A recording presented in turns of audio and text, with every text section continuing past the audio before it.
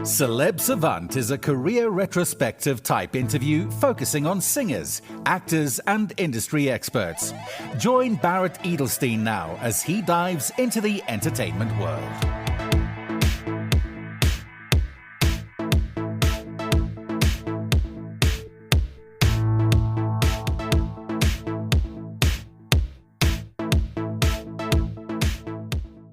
South African singer and performer Sindiswa Nhlapo, known by her fans as Sinde, is carving her path in the music industry as a force to be reckoned with. Drawing inspiration from the pulsating rhythms of Afro-pop music, Sindiswa's star continues to rise. Her collaborations with esteemed artists and producers have propelled her into the spotlight, garnering attention for her soulful performances and magnetic stage presence.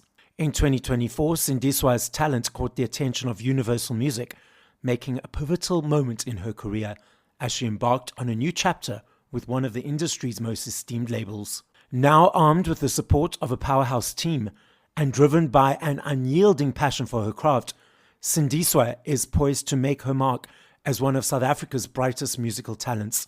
Up next on Celeb Savant, we've got Sindiswa Nhlapo. Where in the world are you and how are you doing? Okay, first, I'd like to say thank you so much for having me. So I am in the East Rand in Tsakani right now. Let's rewind. At what age, whether you're a child or teenager, did you think, cool, I want to be in this music world, I want to be creating, and how did that journey progress? Okay, so I started singing when I was 8, and then professionally, I started to taking it serious in 2023. I think I was 21. Yeah, so that's when I decided, I was like, you know what, I want to do it professionally since I started TikTok 2021. So, people have been advising me to release my own music, to do my own songs and stop seeing other people's songs. So that's when I started to take it really seriously. Pre to that time, you were doing covers on TikTok, correct? Yes. Okay. And what choices inspired? What was the inspiration to say, okay, I'm going to sing this song on TikTok. I'm going to cover that song. Obviously, first it was the things that were trending on TikTok. I'd see which sound is trending, and I'd also do my redemption of it. I see other people singing it, and I also sing it in my own way. And also, it's also songs that I grew up singing, some of them. It's just a mixture of from myself and also from the influence from TikTok. When people started telling you to start taking it seriously and create your own, how did that make you feel? At first, I was like, I didn't want to create. It's not that I didn't want, I just didn't have it in mind to create my own songs. So when they told me to create my own songs, I was like, you know what, maybe I should take this seriously. I started to feel more serious about it. And when you started creating your own songs, was it challenging? Was it easy? Did you take to it naturally? At first, it was a bit challenging, but now I'm starting to get used to it because, I'm getting used to being in the studio, knowing where to write the chorus, where to write the verse.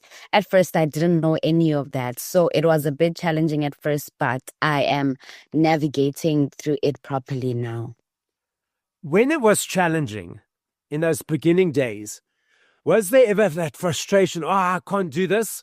Or did your brain say, just keep going, just keep going? To be honest, I was like, I can't do this, Shane, to be honest. But then, because we had a lot of people in the studio that are very encouraging and very inspiring, that kind of pushed me to be like, you know what, you can do this. Another person is doing it, so can you. And now, how do you create a song? Create a song, you get into the studio, you listen to the beat, you first come up with a concept that what do I want to sing about, or just one word. If I want to sing, if I want to say I'm grateful, or if I want to say thank you, I need to write lyrics according to that category, and also it has to merge properly with the beat. So step one, listen to the beat, vibe with it, and then come up with a concept on what to write about, and then or how you're feeling that day. It doesn't have to be a concept. It's just if you're feeling happy, you write a happy song. If you're feeling sad, you write a sad song. So yeah. And when you're writing, are you writing with others or is it mainly by yourself?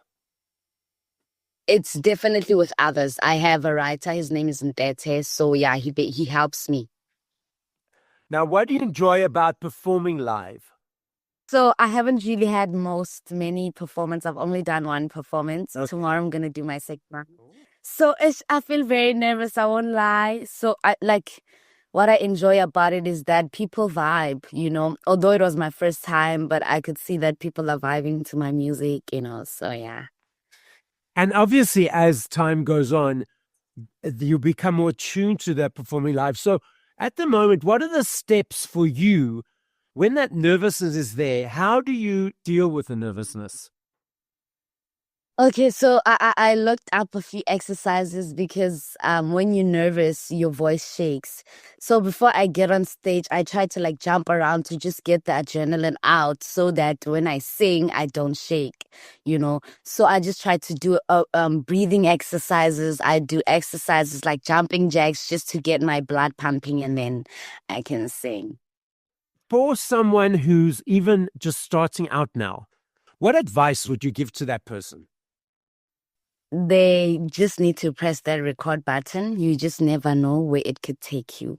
It has changed my life. It can definitely change the other person's life. So, and also believe in yourself, believe in your craft, believe that you can do this, and then everything else is going to follow. Now, if the Sindiswa from today had to speak to the Sindiswa who posted her first TikTok video, what would that Sindiswa say to the other one? I would say, you see, we made it till this far and you didn't believe, but can you see where we are now? I'm super, super proud of you that you didn't give up. Are you surprised how far it's come? I'm definitely surprised, I won't lie. I'm very surprised. I just didn't think it would get this far. I thought I was gonna just sing on TikTok and that's it. As you know, as we've already mentioned, you are now creating your own songs and releasing it. Are there any parts of this process, of this new aspect, that have surprised you that you actually didn't realize was be part of the process? And you're like, oh, this is it. This is part of it. I didn't realize this would be part of it. I didn't know that they are the whole night at studio sessions writing songs and making music.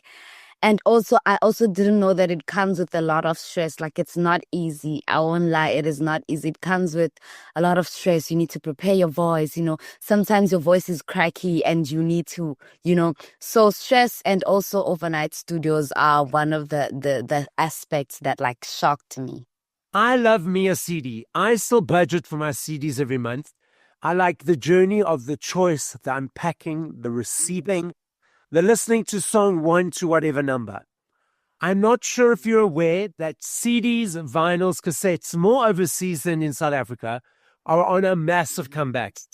Last year in the UK, 5.9 million vinyls sold, the biggest since 1990. Also, last year in the UK, there is a basket of products that they gauge exchanges on for tax purposes. Now, there needs to be a high exchange of these products. Because of the surgence of CDs are now back in that basket. And the research is showing that it's the younger people, the teenagers, that are diving into this world. We've also got the streaming platforms that people consume music on. What are your observations of the landscape at the moment? Okay, for me, I haven't known much about CDs making it back into the market again. I only see that people stream a lot on YouTube. People also stream a lot on Spotify. That's what I've observed. I haven't really.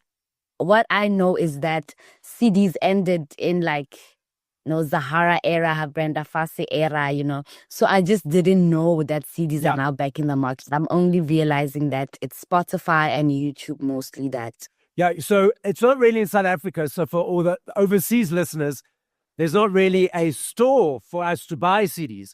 But overseas in the UK, in America, there are massive stores that you go in and there's CDs and vinyls everywhere for everyone to choose. And putting it there out there in South Africa, they will have stores again to buy these things. Okay, Sindiswa, so tell us what's coming up next. What's happening in the next few months? So for now, I'm just going to be dropping singles for now, like singles after singles. And then when I get that exposure, I will be releasing an album. So your latest single is called? Ipupo. And what's that about? So Ipupo, it's a dream. Like it's more of like a prayer to God about making my dream come true so that I can make the people and my family around me proud. So when I got into studio the very first time, I was like, you know what, I want to write a prayer to God to also make my dream so that I can sing my own songs and stop singing other people's songs. Oh, and there we go. So this is the song. Amazing. Do you have any idea what the next song will be, or is that still all very secretive? I don't know anything. I don't know what's going to be released after. So we'll just have to stay tuned, right? Yes. So yes, definitely stay tuned and you'll keep us posted. I love this game. I know if I had to ask you this question tomorrow, the next day, and the next day, I know your answer will be different every time. I'm not saying favorite. Okay.